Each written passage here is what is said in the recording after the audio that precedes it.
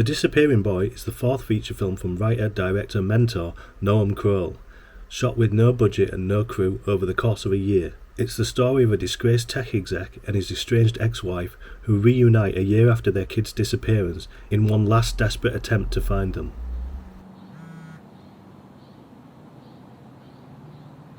So yeah, it's another film about loss and grief and letting go and yada yada yada, but what this one does differently is, yes, it taps into the fear of having some harm come to your child, which as the father of a 3-year-old myself chills me to the core, but what this one does is instead of us entering the story at that point and seeing the character already in pain and wallowing and giving up on life, what we get is a genuine reason to relate to this character and have empathy for them, but the character being an asshole and creating a conflict there. You said full custody. Exactly what this is. This is full custody, but we have to give her some visitation. For what? Do I care? Of course I do, but only so far. So now I'm hanging in just to see what his next move is and see if he can redeem himself in any way. But this being a thriller and a well-crafted one at that, the next move is never clear.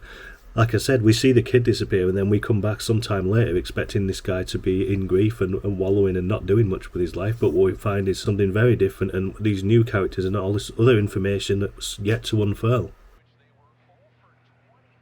Why are you dressed like that? Like what? Like a fugitive. There's something you're hiding from me? Huh? Leave. Where in a more conventional thriller you'll get these sort of set pieces that they move from one to the next, where there'll be one or two possible outcomes, like she falls through the glass, they get caught or they get away. Maybe skip that one. But in The Disappearing Boy, the outcomes are far vaster than that, because we're not given all the information straight away, it unfolds slowly. So rather than having sort of a rising tension or suspense like that, what we actually get is a rising unease as we spend more time with this character that we kind of don't like, and we wonder, where's he going to go? What's going to happen? It's not just simply about what happened to the kid. It's how much information does he know that we don't know? Where's he going to go next? How far is he willing to go to find this kid? And it feels like that the longer that those questions are left unanswered, the more dangerous, desperate and irrational he's going to become. So there is this sort of rising unease rather than attention. Like, they're both ways to engross the audience. This is just sort of a lower key one.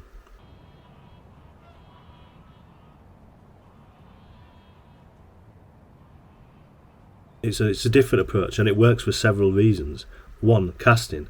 This guy just has the perfect face for this role. Look, all hard-edged and taut and not a smile in sight.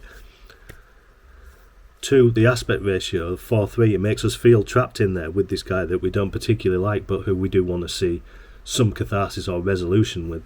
And the cinematography is so coherent, and that might sound like a daft thing to say, but just hear me out, right? This film had no budget or anything, right? And what the studios have is time and money. And it means that they can completely control any environment they want. They could hire out a whole floor of a hotel and have complete privacy and move everything around, bring in all these props, mess with the colours. They can close roads. They can do anything to make the whole film feel coherent. And like, someone with no budget doesn't have that, but this film still has it.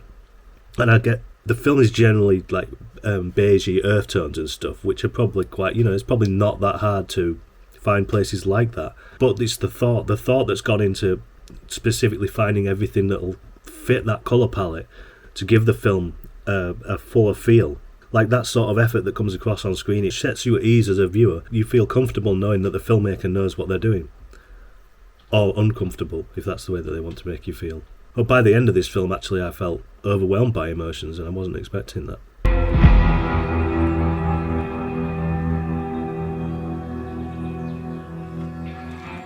So if you're looking for a thriller that doesn't necessarily set your heart racing but might make it sink and soar, then check out The Disappearing Boy. It's free to watch on YouTube. As always, the link will be in the description. Please do watch it. If you do, tell them we sent you. We are the Don't Tell Show. If you liked, please subscribe. Stop that. It's a cat. It's not someone trying to escape. Hang on. What are you doing? Trying to do my video.